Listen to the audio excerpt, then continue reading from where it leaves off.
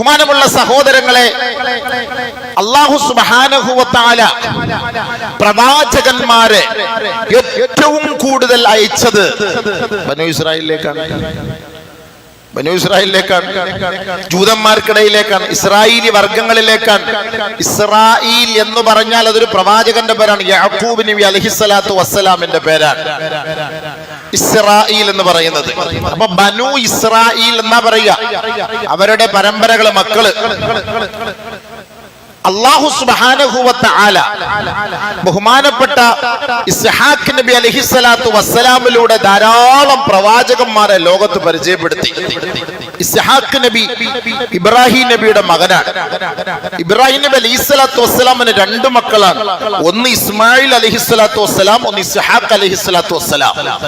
ഇസ്മായിൽ നബി ഹാജർ ബീവിയിൽ നിന്നും കിട്ടിയ മകനാണ്. ആ ഇസ്മായിൽ നബിയെ കൊണ്ടാണ് പരിശുദ്ധമായ കഅബ പണിതത്. ആ പരമ്പരയിൽപ്പെട്ട പ്രവാചകനാണ് നബിയുന ഹബീബുന ഷഫീഉന റസൂലുള്ളാഹി സല്ലല്ലാഹു അലൈഹി വസല്ലമ എന്ന ഒരു പ്രവാചകൻ മാത്രം.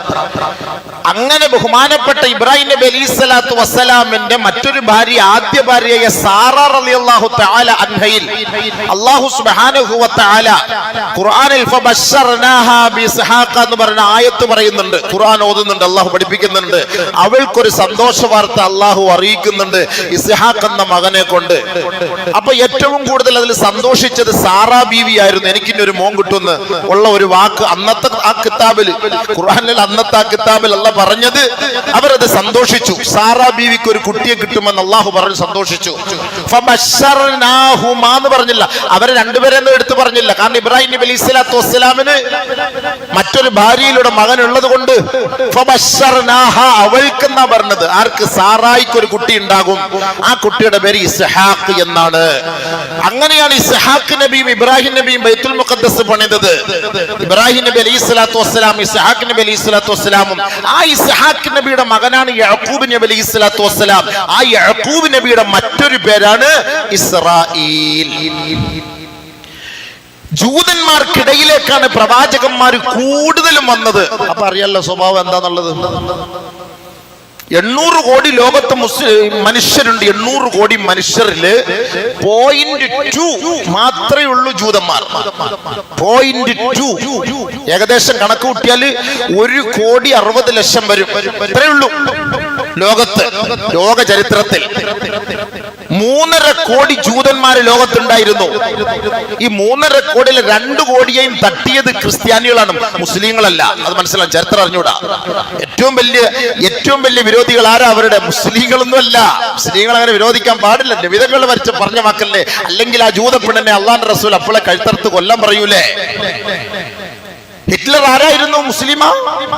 ഹിറ്റ്ലറിനെ നോക്കിയിട്ട് തീവ്രവാദി എന്ന് പറയൂ ഇന്നത്തെ ആളുകൾ? 90% ജൂതന്മാരെയും കൊന്നൊടുക്കിയില്ലേ? ആരെല്ലാം പറയോ? 10% ബർക്കത്തിന് വേണ്ടി വെച്ചിരിക്കുകയാണ്. ഭാവിയിൽ നിങ്ങൾ കണ്ടോളി അവരുടെ സ്വഭാവം എങ്ങനെയുണ്ടെന്ന്. ഹിറ്റ്ലറിന് അന്ന് ബുദ്ധി തോന്നി. ഇപ്പൊ ബർക്കത്ത് മനസ്സിലായില്ല എങ്ങനെയാണെന്നുള്ള സംഭവം. എന്നാൽ ഈ 2.2% വരുന്ന ജൂതായിസമാണ് ലോകത്തെ ഇന്ന് നിയന്ത്രിക്കുന്നത്. മനസ്സിലാക്കണം അവരുടെ ബുദ്ധി എത്രത്തോളം ഉണ്ടെന്ന് മനസ്സിലാക്കണം. കേരളത്തിൽ 3000 ജൂതന്മാരുണ്ട്. അതുപോലെ നമ്മുടെ സംസ്കാരം പഠിച്ചുകൊണ്ട് നമ്മളോട് കൂടെ ഒക്കെ ഇങ്ങനെ ഇണങ്ങി ഇതാണ് നല്ലതെന്ന് മനസ്സിലാക്കി അങ്ങനെ കഴിയുന്നവരാണ്. പക്ഷെ ആ ജൂതന്മാർ അങ്ങനെയല്ല. അതങ്ങനെയല്ല. ഓരോ പ്രവാചകന്മാരെ വേദനിപ്പിച്ച ചരിത്ര പാരമ്പര്യമാണ് ജൂതന്മാർക്കുള്ളത്. ഒറ്റ ദിവസം കൊണ്ട് 41 പ്രവാചകന്മാരെ കൊന്നവന്മാരാണ് ജൂതന്മാർ. ഒറ്റ ദിവസം കൊണ്ട് 41 പ്രവാചകന്മാര് നബിമാരെ കൊന്നവർ. ഈ സാധാരണ ആളുകളെ, ഗസയിലെ ആളുകളെ അല്ല. അതൊക്കെ സാധാരണ നമ്മളെ പോലുള്ള മനുഷ്യരാണ്. പരിശുദ്ധ പ്രവാചകന്മാരിൽ ഒരു ദിവസം കൊണ്ട് 41 വരുന്ന പ്രവാചകന്മാരെ കൊന്നവരാണ്. മൊത്തം 70 പ്രവാചകന്മാരെ കൊന്ന പാരമ്പര്യമാണ് ജൂതന്മാർക്കുള്ളത്, യഹൂദികൾക്കുള്ളത്. 70 പ്രവാചകന്മാരെ ലൈവായിട്ട് അല്ലാഹു സുബ്ഹാനഹു വ തആല ആണ് ലോകത്തിന്റെ രക്ഷിതാവ്, അവനല്ലാതെ ഒരു ഇലാഹില്ല എന്ന് മൂസ നബി അലൈഹിസ്സലാത്തു വസ്സലാം അള്ളാന്റെ ഭാഗത്തുനിന്ന് ലൈവായിട്ട് ഇറക്കി ഓരോ ദൃഷ്ടാന്തങ്ങൾ കാണിച്ചു കൊടുത്തിട്ടും അംഗീകരിക്കാൻ തയ്യാറാവാത്ത വർഗമാണ് ജൂതന്മാർ. 30 വർഷക്കാലത്തോളം ബഹുമാനപ്പെട്ട മൂസ നബി അലൈഹി സ്വലാത്തു വസ്സലാമിനെ പെടാപാടുപെടുത്തി ജൂതന്മാർ. 30 വർഷക്കാലത്തോളം ബഹുമാനപ്പെട്ട മൂസ നബി അലൈഹി സ്വലാത്തു വസ്സലാമിന് ബൈത്തുൽ മുഖദ്ദസിൽ പോകണമെന്നുണ്ടെങ്കിൽ വിട്ടില്ല. ബൈത്തുൽ മുഖദ്ദസിൽ ബഹുമാനപ്പെട്ട മൂസ നബി അലൈഹി സ്വലാത്തു വസ്സലാമിനെ അങ്ങോട്ടേക്ക് വിടാൻ സമ്മതിച്ചില്ല. പോകാനും പറ്റിയില്ല, വിട്ടതുമില്ല. ഇവർക്ക് അത് വേണം, ഇത് വേണം, അത് വേണം, ഇത് വേണം എന്ന് പറഞ്ഞിട്ട് പ്രവാചകനെ ആകെ ഡങ്ങറാക്കി. 30 വർഷക്കാലത്തിൽ തിന്നും കുടിച്ചിട്ട് നിങ്ങൾ ഇരുന്നോളി, എന്റെ ഈ തൗറാത്ത് നിങ്ങളൊന്ന് പഠിച്ചാൽ മതി, നിങ്ങൾ ഒരു പണി എടുക്കണ്ട, നിങ്ങൾക്ക് ഇഷ്ടം പോലെ തിന്നാനും കുടിക്കാനും ഞാൻ ഒപ്പിച്ചുതരാം. മൂസ നബി അലൈഹി സ്വലാത്തു വസ്സലാം പറഞ്ഞു. കട്ടിത്തേനും കാട കോഴിയുടെ ഇറച്ചിയും അവർക്ക് ഇറക്കി കൊടുത്തു. മേഘത്തിൽ തണലിട്ട് കൊടുത്തു.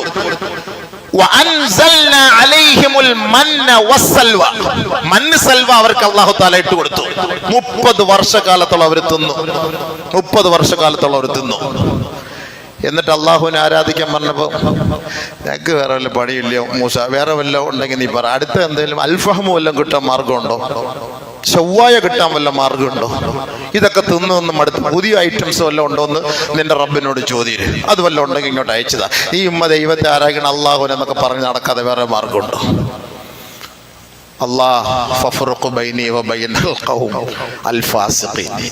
ഈ വൃത്തികെട്ടവന്മാരെ നീ എന്നെ നീ അങ്ങ് ഒഴിവാക്കി താ. ഇവന്മാരുടെ തലയിൽ ഇനിയൊന്നും കേറില്ല പഠിച്ചവനെ. ഫറോവയെ കൊന്നൊടുക്കി അള്ളാഹുവിന്റെ ലൈവായ ദൃഷ്ടാന്തമാണ്. ഫറോവയെ അള്ളാഹു സുബ്ഹാനഹു വ തആല ഇതാ കൊല്ലുന്നു. അവരുടെ കൂട്ടത്തിൽ വജാവസ്ന ബിബനി ഇസ്രായീൽ അൽ ബഹർ, അവരിങ്ങനെ സമുദ്രത്തിലൂടെ മൂസ നബിയോടൊപ്പം നടക്കുമ്പോൾ ഫറോവയെ കൊല്ലുന്നതും അവിടെ റോഡായിട്ട് മാറുന്ന ലൈവല്ലേ ഇത്? അള്ളാഹ് കാണിച്ചു കൊടുത്ത ദൃഷ്ടാന്തല്ലേ? അമേരിക്കക്കാരുടെ പരിപാടിയൊന്നും അല്ലല്ലോ ഇത്, ജൂതന്മാരുടെ പരിപാടിയല്ലല്ലോ. ഈ കാണുന്ന സമുദ്രത്തെ അള്ളാഹു സുബ്ഹാനഹു വ തആല ഹൈവേ റോഡാക്കി മാറ്റി അതിലൂടെ മൂസ നബി അലൈഹി സ്വലാത്തു വസ്സലാമും അനുയായികൾ രക്ഷപ്പെട്ടപ്പോൾ തൊട്ടപ്പുറത്ത് പോയി അപ്പുറത്തെത്തിയപ്പോ അവര് കുറെ എണ്ണം അവരുടെ കുടുംബത്തിലെ പഴയ ആളുകളൊക്കെ അവിടെ ഇരുന്ന് ഇങ്ങനെ ദൈവത്തെ ആരാധിച്ചുകൊണ്ടിരിക്കുന്നു. ഇവരാരാധിക്കുന്നുള്ള കുറച്ച് ദൈവത്തെ ഞാൻ കൂടെ ഉണ്ടാക്കി താമസം. അല്ല, കൊച്ചുകുട്ടികൾ അപ്പുറത്തിപ്പുറത്തോട്ട് പോകുമ്പോ അവിടെ ഒരു കളിപ്പാട്ടം കാണുമ്പോ വാപ്പ അത് വാങ്ങിച്ചതാ വാപ്പ, ഇവിടുന്ന് അവൻ അങ്ങോട്ട് വാപ്പ അതിനെ കട വാപ്പ ഇത് വാങ്ങിച്ച വാപ്പ. മൂസ നബി അലൈഹി സ്വലാത്തു വസ്സലാം നേരിൽ കാണിച്ചു കൊടുത്തു ഫറോവയെ കൊല്ലുന്നത്, അള്ളാഹുവിന്റെ ദൃഷ്ടാന്തം. എന്നിട്ട് വഴിമാറി കൊടുക്കുന്നു, കടൽ വഴിമാറി കൊടുക്കുന്നു, വലിയ മതിൽക്കെട്ടായിട്ട് നിൽക്കുന്നു, രൂപപ്പെടുന്നു. മൂസയും അനുയായികളും അപ്പുറത്തേക്ക് എത്തുന്നു. അവിടെ പോയിട്ട് പറയാണ്, ഇവരിങ്ങനെ ആരാധിക്കുന്ന പോലെ ഒരു ബിംബം ഞങ്ങൾക്കൂടെ നീ ഉണ്ടാക്കിത്ത അല്ലാഹ്. മൂസ നബി അലൈഹി സ്വലാത്തു വസ്സലാം പറഞ്ഞു, പടച്ചവനെ, ഇവരെ നീ ഇത്രയും ശ്രേഷ്ഠന്മാരാക്കി. അല്ലാഹു പറഞ്ഞു, പടച്ചവനെ, നിങ്ങൾക്ക് ഞാൻ അല്ലാഹ് അല്ലാത്തൊരു ഇലാഹിനെ ഞാൻ പഠിപ്പിച്ചു തരാനോ? അല്ലാഹ് അല്ലാതെ ഒരു ഇലാഹി ഇല്ല എന്ന് ലോകത്ത് പഠിപ്പിക്കാനാണ് ഞാൻ വന്നത്. എന്നിട്ട് നിങ്ങൾ അല്ലാഹ് അല്ലാത്ത ഒരാളെ പഠിപ്പിച്ചു തരാൻ പറഞ്ഞാൽ ഞാൻ എങ്ങനെയാണ് അംഗീകരിക്കുക? എന്നെ കൊണ്ട് ഉൾക്കൊള്ളാൻ കഴിയില്ല, സാധിക്കുകയില്ല. അല്ലാഹുവേ, ഈ വർഗത്തിൽ നിന്ന് എന്നെ നീ ഒന്ന് രക്ഷപ്പെടുത്തും. ഇത്രയും കാണിച്ചു കൊടുത്തിട്ട്, ലൈവ് കാണിച്ചു കൊടുത്തിട്ട് നമ്മൾ തീവ്രവാദികൾ എന്ന് പറഞ്ഞാൽ പിന്നെ ഇതിനപ്പുറത്ത് വേറെ എന്താ പറയാ? ഇതിനിപ്പോ എന്താ പറയാ? ബഹുമാനമുള്ള സഹോദരങ്ങളെ, ഇസ്രയേലിൽ കാട്ടുതീ പടർന്നപ്പോൾ ഈ അടുത്ത സമയത്ത് ഈ കാട്ടുതീ അണയ്ക്കാൻ വേണ്ടി രംഗത്തേക്ക് വന്നത് പലസ്തീനിലെ മക്കളാണ്. കാട്ടുതീ പിടിച്ചാൽ ഇസ്രയേലിനാണ് നഷ്ടം. ആ നാടിനെ സഹായിക്കാൻ വേണ്ടി പാവപ്പെട്ട പലസ്തീനി മക്കളാണ് ഇറങ്ങിയത്. കാരണം നബിയുടെ പാരമ്പര്യം അങ്ങനെയാണ്, പ്രവാചകൻ പഠിപ്പിച്ച പാരമ്പര്യം അങ്ങനെയാണ്.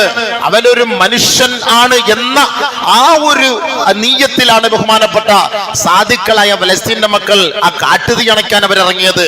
കാരണം ഇത് പ്രവാചകന്റെ അനന്തരഗാമികളല്ലേ, പ്രവാചകന്റെ കുടുംബക്കാരല്ലേ, അവരുടെ പാദസ്പർശമേറ്റ മണ്ണിലല്ലേ അവർ ജീവിക്കുന്നത്.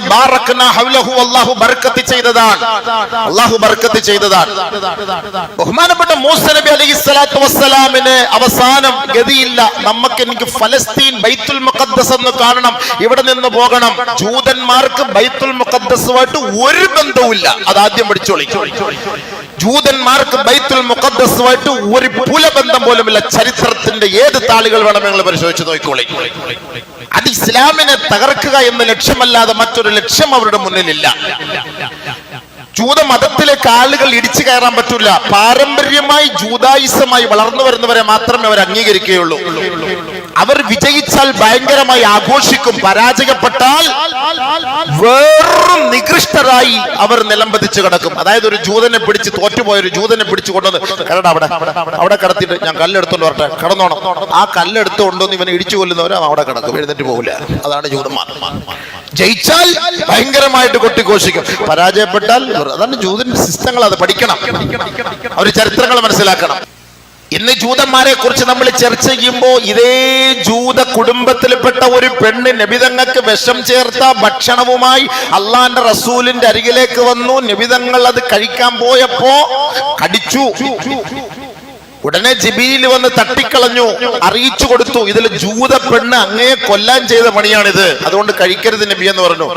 ആ വിഷത്തിന്റെ അംശം നബിതങ്ങളുടെ ശരീരത്തിൽ കിടന്നിട്ട് മരണസമയത്ത് പോലും അതിന്റെ വേദന ഉണ്ടായി. അത്രയ്ക്കും കടുപ്പമേറിയ വിഷമാണ് നബിതങ്ങൾക്ക് ഈ മാംസത്തിലൂടെ കലർത്തി കൊടുത്തു. ജൂത പെണ്ണാണെന്ന് ഓർക്കണം. നബിയുനാ റസൂലുള്ളാഹി സ്വല്ലല്ലാഹു അലൈഹി വസല്ലമ തങ്ങൾ ഇത് അറിയിച്ചപ്പോ ബഹുമാനപ്പെട്ട ഉമറുൽ ഫാറൂഖ് റളിയല്ലാഹു തആല അൻഹു അവളെ അറസ്റ്റ് ചെയ്ത് നബിയുടെ മുന്നിൽ കൊണ്ടുവന്ന് ഊരിപ്പിടിച്ച വാളെടുത്തിട്ട് പറഞ്ഞു, അഫലാ നഖ്തുലുഹ, തല വെട്ടിയെടുക്കണം. ഇപ്പം അവളുടെ തല വെട്ടിയെടുക്കണം, വേറെ മാർഗമില്ല നബിയെ. യാ റസൂലല്ലാഹ് സല്ലല്ലാഹു അലൈഹി വസല്ലമ തങ്ങൾ പറഞ്ഞു, വിട്ടേരെ, ആ പണി നമുക്കില്ല, വിട്ടേക്കൂ. അല്ലാതെ തല വെട്ടാനല്ല പരിശുദ്ധ പ്രവാചകൻ പഠിപ്പിച്ചത്. ഇന്ന് അമേരിക്കക്കാരൻ ഹമാസുകാരെ കുറിച്ച് പറഞ്ഞു, കുഞ്ഞു മക്കളെ കൊണ്ടുവന്ന്, ജൂതന്മാരുടെ മക്കളെ കൊണ്ടുവന്ന് തല അറുത്തു മാറ്റിന്ന്.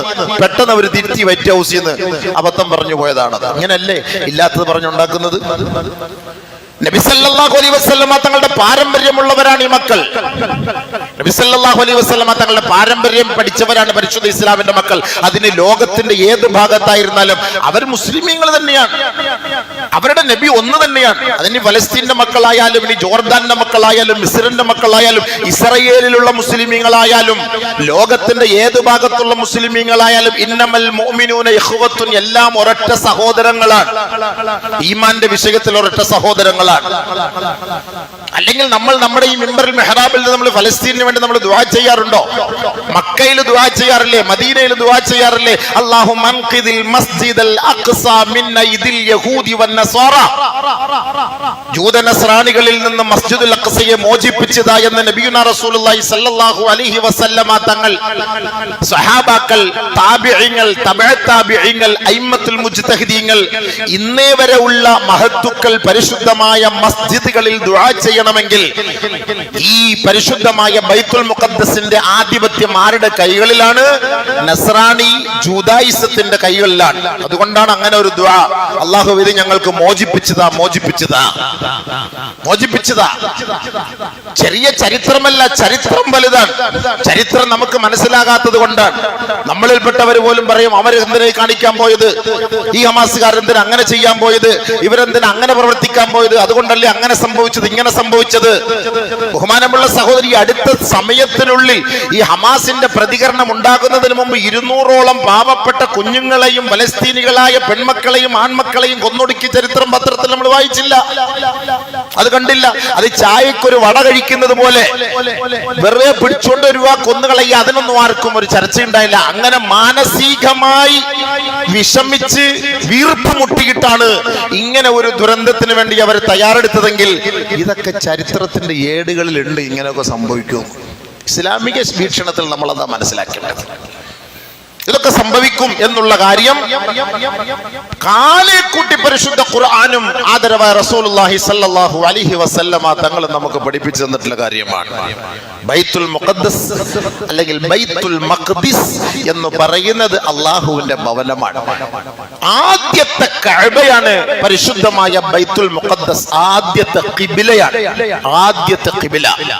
ലോകത്ത് ആദ്യമായി നമ്മൾ നബിയുനാ റസൂലുള്ളാഹി സ്വല്ലല്ലാഹു അലൈഹി വസല്ലമ തങ്ങൾ അടക്കം അവിടെ 17 മാസത്തോളം 16 മാസത്തോളം ആ പരിശുദ്ധമായ ബൈത്തുൽ മഖ്ദിസിനെ നോക്കി നമസ്കരിച്ചിരുന്നു എങ്കിൽ അത് ആദ്യത്തെ നമ്മുടെ ഖിബ്ലയാണത്.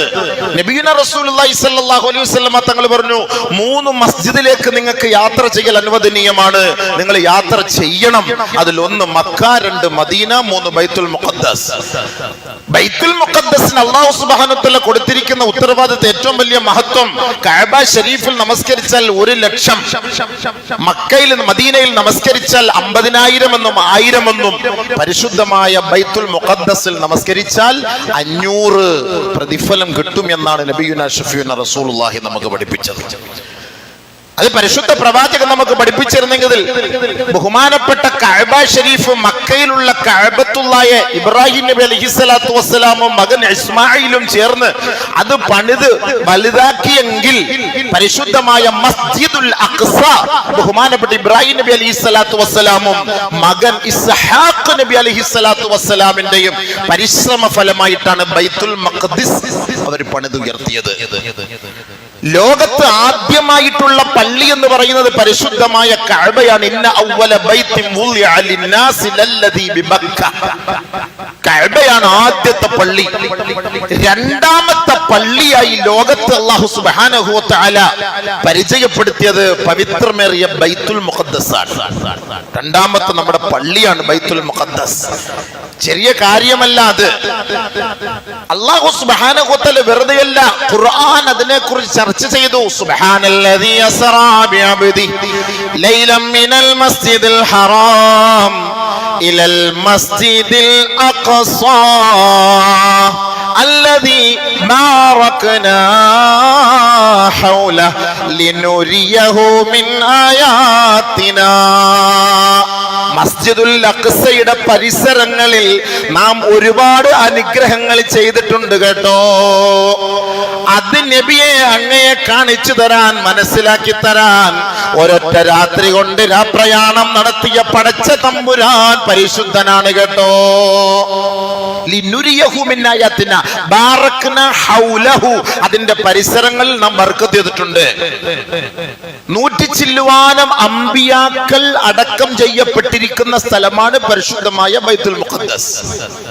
ബൈത്തുൽ മുഖദ്ദസിൽ പോകാൻ നമുക്ക് ആഗ്രഹം വരില്ല. മക്കയിലും മദീനയിലേക്കും പെട്ടെന്ന് പോകാൻ ആഗ്രഹം വരും. ചിലരൊക്കെ ബൈത്തുൽ മുഖദ്ദസിൽ പോവാന്ന് പറഞ്ഞിട്ട് മുങ്ങി അടക്കുകയാണ്. പോകാം അവസാനം ഇപ്പൊ യുദ്ധവുമായി. ഇനിയിപ്പം പോക്ക് നടക്കൂലല്ലോ. ബൈത്തുൽ മുഖദ്ദസിലൊന്ന് പോകണം, ഒന്ന് കറങ്ങണം. ചരിത്രം എഴുതിയവരൊക്കെ ഇരിപ്പുണ്ട് ബൈത്തുൽ മുഖദ്ദസ്. എന്താണെന്നുള്ളത് പഠിക്കണം. ഇനി അവിടെ പഠിക്കാൻ ഇനി പോകാൻ പറ്റുമോ? ചിന്തിച്ചു നോക്കി. ചരിത്രം പഠിക്കണം, മനസ്സിലാക്കണം. അത് ഇവിടെ ഇരുന്ന് മണക്കാട് പള്ളി എന്ന് പറഞ്ഞിട്ട് കാര്യമില്ല. ഉസ്താദിനെ കൂട്ടിയിട്ട് പോകണം, പൈസയും ചെലവാക്കിയിട്ട്. അവിടെ കൊണ്ടുപോയിട്ട് ബൈത്തുൽ മുഖദ്ദസ്, ഇവിടെ മൂസാ നബി, ഇവിടെ ഇബ്രാഹിം നബി, ഇന്ന സ്ഥലത്ത് ഇതൊക്കെ സംഭവങ്ങളെന്ന് പഠിക്കണം. അല്ലെങ്കിൽ അറിയാവുന്ന ചരിത്രം അറിയാവുന്ന ആളുകളൊക്കെ നമ്മുടെ നാട്ടിലുണ്ട്. അവരുടെ കൂട്ടത്തിൽ പോകണം. വെറുതെ പോയിട്ട് ചുമ്മാ ഇങ്ങനെ സിയാറത്ത് ചെയ്ത് വരലല്ല വേണ്ടത്. മക്കയിലും മദീനയിലും പോലെ എളുപ്പമായിരുന്നു ബൈത്തുൽ മുഖദ്ദസ്. എന്തേ പോവാഞ്ഞത്? ഞാൻ പോകാൻ വേണ്ടി പോയി. അവിടെ എത്തിയപ്പോ എന്നെ കേട്ടില്ല. ഞാനിപ്പോ എന്ത് ചെയ്യാൻ പറ്റും? അതിനുവേണ്ടി പരിശ്രമിച്ച് അവിടെ എത്തിയതാണ്. വിട്ടില്ല, തിരിച്ചു വന്നു. അതേപോലെ മടങ്ങി വരേണ്ടി വന്നു. പിന്നെ എന്ത് ചെയ്യാൻ? അള്ളാഹുവിന്റെ തീരുമാനം. പോകാൻ ആഗ്രഹിച്ചു പോയി. അപ്പൊ ആഗ്രഹിച്ചു പോയതിന്റെ കൂലി ചിലപ്പോൾ കിട്ടിയേക്കും എന്ന് പ്രതീക്ഷിക്കാം. റജാ വെക്കല്ലോ. അപ്പൊ അല്ലാഹു സുബ്ഹാനഹു വ തആല ഭൂമിയിൽ അനുഗ്രഹിച്ച സ്ഥലമാണ് ബൈത്തുൽ മുഖദ്ദസ്. ഈ ബൈത്തുൽ മുഖദ്ദസ് നബിതങ്ങളുടെ കാലഘട്ടം മുതലേ പ്രശ്നങ്ങളാണ്. നസ്രാനികളാണ് ആദ്യം അത് ഭരിച്ചിരുന്നത്. അതിന്റെ ഉത്തരവാദിത്വം ഏറ്റെടുത്തത് നസ്രാനികളാണ്. ഈ നസ്രാനികളിൽ നിന്ന് ഒരിക്കൽ ഇൻഷാ അല്ലാഹ് മോചനം ഉണ്ടാകുമെന്ന് നബി സല്ലല്ലാഹു അലൈഹി വസല്ലമ തങ്ങൾ പറഞ്ഞിരുന്നു. ഖിയാമത്ത് നാളിന്റെ അടയാളങ്ങളിൽ 6 എണ്ണം നബി സല്ലല്ലാഹു അലൈഹി വസല്ലമ തങ്ങൾ എണ്ണുന്ന കൂട്ടത്തിൽ ആദരവായ റസൂലുള്ളാഹി സല്ലല്ലാഹു അലൈഹി വസല്ലമ തങ്ങൾ പറഞ്ഞു, 1 മൗതി, എന്റെ മരണം. എന്റെ മരണം ലോകാവസാനത്തിന്റെ അടയാളമാണ്. രണ്ടാമത് നബി സല്ലല്ലാഹു അലൈഹി വസല്ലമ തങ്ങൾ പറഞ്ഞു, ഫത്ഹു ബൈത്തുൽ മഖ്ദിസ്, ലോകം അവസാനിക്കുന്നതിന് മുമ്പ് ബൈത്തുൽ മുഖദ്ദസ് മോചിപ്പിക്കപ്പെടും, ജൂതന്മാരുടെ കരങ്ങളിൽ നിന്ന് മോചിപ്പിക്കപ്പെടും. നബിയുടെ വാക്ക. വല്ലാഹി അത് സഫലമായിട്ടേ ലോകം അസ്തമിക്കും. നബിയുടെ വാക്കാണ്. മൂന്നാമത് താഊൻ അംവാസ്, കൊറോണ പോലുള്ള രോഗങ്ങൾ വ്യാപിക്കും. നാലാമത് ഇസ്തിഫാലത്തുൽ മാൽ, സമ്പത്ത് കണക്കില്ലാതെ ഒഴുകൊണ്ടിരിക്കല്ലേ. ഇതല്ല ഈ പറഞ്ഞ എല്ലാം ഇപ്പൊ ഉണ്ട്. ബൈത്തുൽ മുഖദ്ദസ് മാത്രത്തിന്റെ പരിപാടിയേ ഉള്ളൂ. അത് നടന്നുകൊണ്ടിരിക്കുകയാണ്. എത്രയും പെട്ടെന്ന് മോചിപ്പിക്കും. ബാക്കിയല്ല ഇസ്തിഫാലത്തുൽ മാൽ, കോടാന കോടികളില്ലേ സമ്പത്ത്. ഈടി കയറിയപ്പം കാണുന്നില്ലേ, കെട്ട് കണക്കിനല്ലേ നമ്മൾ കാണുന്നത് ഓരോരുത്തരുടെ വീടുകളിലും ഓഫീസുകളിലും അവിടെയൊക്കെ ഇസ്തിഫാലത്തുൽ മാൽ. അഞ്ചാമത് സദക്ക വാങ്ങാൻ ആരും കാണൂല. ആരും കാണുന്ന ഇന്ന് നിങ്ങളൊരു 100 ഒരു 10 രൂപ കൊണ്ട് പിച്ചക്കാരനെ എടുത്തു നോക്ക്. 10 രൂപ എന്താ ഈ 10 രൂപ ഒരു ചായ കുടിക്കണമെങ്കിൽ 15 രൂപ വേണമെന്ന് പറയും. വില ഉണ്ടാ 10 രൂപ വില ഉണ്ടാ. KSRTC കയറി ഒരു ലോക്കൽ ടിക്കറ്റ് എടുക്കണമെങ്കിൽ 10 രൂപ കൊടുക്കണം. 10 രൂപ വില അപ്പം മനസ്സിലായില്ലേ? 9 രൂപ ഉണ്ടെങ്കിൽ ഞാൻ പറഞ്ഞ് ഇറങ്ങിക്കോളാൻ പറയും. കേട്ടില്ല. കണ്ടക്ടർ എന്നെ 10 പോക്കിരുന്ന് 1 രൂപ ഇട്ട് കൊടുക്കുമോ? എന്നാൽ അയാൾ 1 രൂപ ഇങ്ങോട്ട് തരാനുണ്ടെങ്കിൽ അത് പിന്നെ തരാന്ന് പറയും. അത് തീർന്ന്. നമ്മൾ കൊടുക്കാനുണ്ടെങ്കിൽ ഇറക്കി കൊണ്ടുപോയി അടുത്ത വണ്ടിക്ക് ഇറങ്ങിക്കോളാൻ പറയും. ഒരു റിട്ടേൺ ഓട്ടോറിക്ഷ ഇവിടുന്ന് അവിടെ ഇറങ്ങണമെങ്കിൽ എത്ര 10 രൂപ കണ്ട് കൊടുക്കണം. സംഭവിച്ചിട്ടുണ്ട്. വിലയുണ്ടോ? മനുഷ്യന്മാർക്ക് നമ്മളൊന്ന് സദക്ക ചെയ്താൽ പോലും അങ്ങനെയല്ലേ.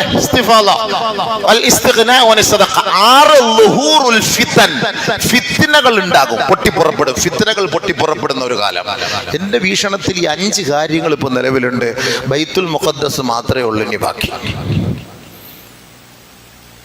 40 വർഷം 1948 മുതൽ ഓരോ 40 വർഷങ്ങളിലും പരിവർത്തനമുണ്ടാകുമെന്നാണ് ബുദ്ധിജീവികളായ പണ്ഡിതന്മാർ, മഹാന്മാർ, ആരിഫീങ്ങൾ, ഔലിയാക്കൾ ചരിത്രം പഠിച്ചിട്ട് പറഞ്ഞത്. അതിൽ ഒരു 40 കഴിഞ്ഞു. ഇനി രണ്ടാമത്തെ 40 2027 ആകുമ്പോൾ ഖുദ്സ് മോചിപ്പിക്കപ്പെടും എന്നാണ് ആ മഹാന്മാരായ ആരിഫീങ്ങൾ അവർ ചരിത്രം, താരീഖുകൾ പഠിച്ചിട്ട് പറയുന്നത്. അതിന്റെ തുടക്കമാകാം ഇത്. ഇനി ഖിയാമത്ത് നാളിന്റെ അടയാളത്തിൽ ബാക്കിയുള്ളത് ഫത്ഹു ബൈത്തുൽ മഖ്ദിസ്, ബൈത്തുൽ മുഖദ്ദസ് മോചിപ്പിക്കപ്പെടലാണ്. ബഹുമാനപ്പെട്ട നബിതങ്ങളുടെ ആഗ്രഹമായിരുന്നു സഹാബാക്കളുടെ കാലഘട്ടത്തിൽ. പക്ഷേ അത് സാധിക്കാതെ വന്നപ്പോ ബഹുമാനപ്പെട്ട ഉമർ റളിയല്ലാഹു തആല അൻഹുവിന്റെ കാലഘട്ടത്തിൽ ബൈത്തുൽ മുഖദ്ദസ് മോചിപ്പിക്കപ്പെട്ടു. ക്രൈസ്തവരുടെ കൈകളിലായിരുന്നു അന്ന്. ഉമർ റളിയല്ലാഹു തആല അൻഹുവിന്റെ ധൈര്യവും സ്ഥൈര്യവും അവർ മനസ്സിലാക്കിയിട്ട് അവർ കീഴടങ്ങുകയാണ് ചെയ്തത്. യുദ്ധത്തിന് തയ്യാറാകാതെ ബൈത്തുൽ മുഖദ്ദസ് ബഹുമാനപ്പെട്ട ഉമർ റളിയല്ലാഹു തആല അൻഹുവിന്റെ കൈകളിലേക്ക് അവർ ഏൽപ്പിക്കുകയാണ്. ഉടനെ ഉമർ റളിയല്ലാഹു തആല അൻഹു പറഞ്ഞു, അല്ലാഹു സുബ്ഹാനഹു ഖൗമുൻ അഅസ്സനല്ലാഹു ബിൽ ഇസ്ലാം ഫമഹ്മാ ഇബ്തഗൈനാ ബിഗൈരിഹി അദല്ലനല്ലാഹ്. അല്ലാഹു സുബ്ഹാനഹു വ തആല ഈ ബൈത്തുൽ മഖ്ദസ് തന്നിട്ട് നമ്മളെ അഭിമാനത്തിൽ എത്തിച്ചിരിക്കുകയാണ്. അല്ലാഹുവിലാണ് നമ്മൾ അഭയം പ്രാപിക്കേണ്ടത്. അവനെ ആരാധിക്കുന്നതിലൂടെയാണ് നമ്മൾ അഭിമാനിക്കപ്പെടേണ്ടത്. അവനെയല്ലാതെ മറ്റൊരു വസ്തുവിനെ ആരാധിച്ചിരുന്നുവെങ്കിൽ അതല്ലനല്ലാഹു, ഇന്ന് ഈ സമയത്ത് അല്ലാഹു നമ്മളെ നിന്ദിക്കുമായിരുന്നു, നികൃഷ്ടനാക്കുമായിരുന്നു.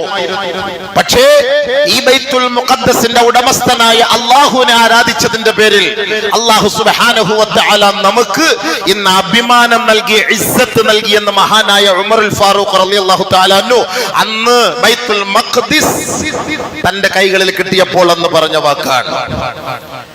പിന്നെ അതിനുശേഷം വീണ്ടും കുരിശ് യുദ്ധം നടന്നു 200 വർഷക്കാലത്തോളം.